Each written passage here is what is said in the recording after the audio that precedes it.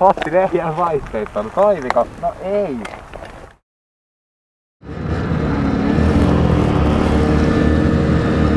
Joo, eli se olisi niinku ekat ajelut Tetsillä nyt sitten.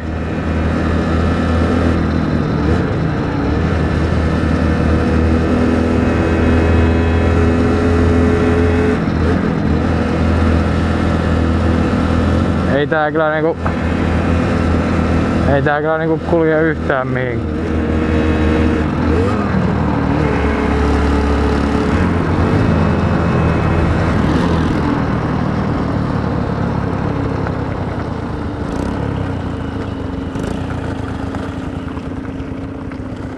Suutin on vissiin liian pieni boa. Joo, ryyppypäällä lähti kulkeen kovempaa. Täytyy vaihtaa se, mutta mä nyt käytän tota ryyppyä tossa sitten, kun tää on laiskaa. Siinä takajarru oikeesti menee heti lukkoon. Tää on ihan jäätävän tehokas. Mä voin antaa sun testaa tätä jossain vaiheessa. Kengitään sitä heti ihan täysin. Joo. Ajetaan sinne tankille nyt sitten vaikka.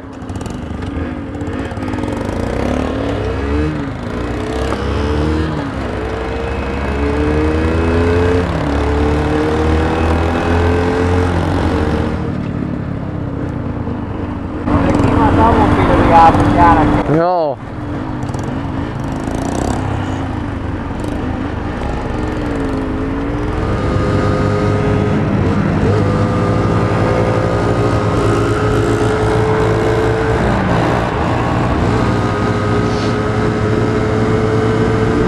Stuntti seis.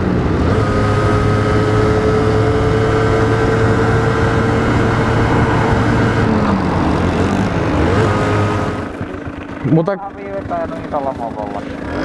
katoppa sitä oikeesti sitä nelosvaihtelua-ajoa, niin se tekee sitä. Joo. Sen tuntee varsinkin tuossa vaihepolkimessa. Ja sitten niin kiihdyttää tai ajaa, niin pidä ryyppyä pohjassa. Koska siinä on se liian pieni suuti, niin se boaa muuten tai silleen.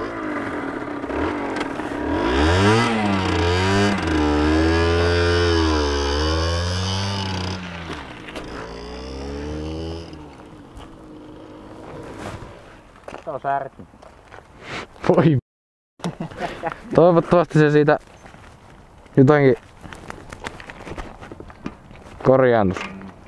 En tiedä perkele. Se oikeesti tuntee jaloista, kun se tärisee. Niin. Kuulee muutenkin. Ei helvetti. Miesiä niinku voi olla. Rattaa paskana. No Otti neljän vaihteittanut. Toimiko? No ei. Joo. Se on semmoista. Jumalista, täällä on jäätävä tuuli. Kaasupohjassa 3 ja 7. Kyllä tää vakiomopolla ajo, siis tää on niin perseestä kuin vaan ikinä voi olla, kun ei tää paska väännä mihinkään.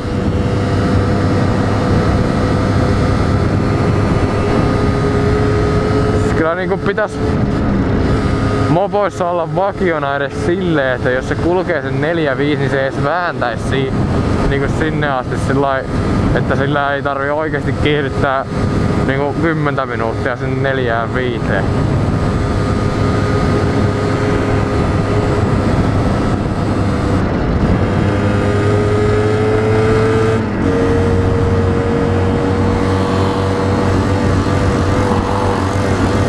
Vittu kun ei kiihdy! Hää?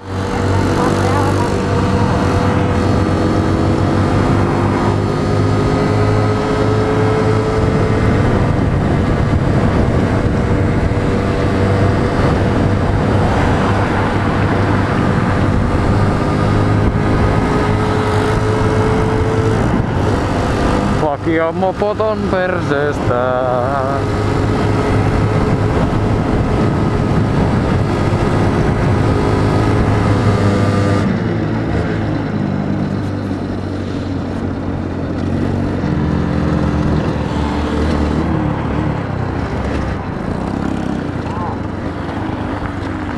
Nyt muuten varmaan meni se nelosvaihde sitten tai jotain.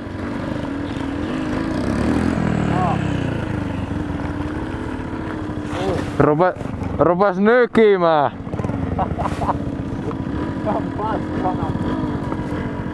Käydäänkö tuo liikuntahalli ees?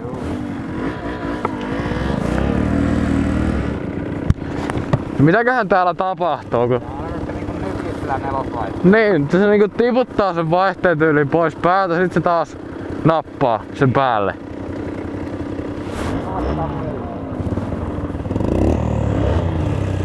En tiedä, perkele.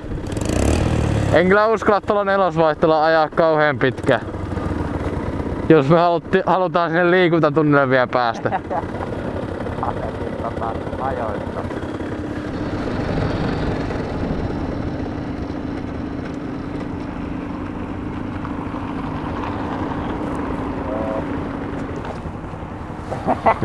Sun kanssas. Tilaa nyt tappokakka siellä pohjassa, niin se ei ehkä lähde.